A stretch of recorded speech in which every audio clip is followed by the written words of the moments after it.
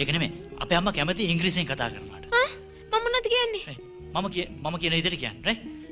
Mommy, I like to get married to him because he's well educated. Well educated. ඒ මොකද? උගත්. කවුද? ඔයාද? Right? මෙම කියන්නේ, right? Okay.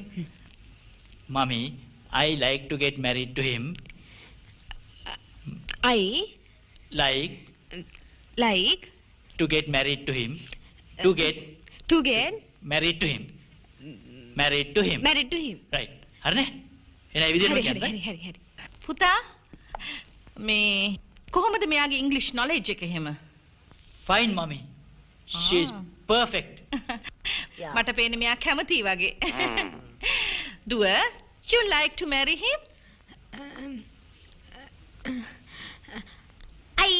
Oh.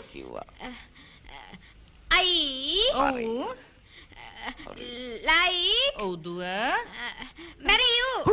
Me? What? ඔහොමමයි London වලදී අපිට වැරදි ඉංග්‍රීසියෙන් කතා කරලා අපි උඩට ලාෆ් කරා උඩට ගන්නවා. Joke.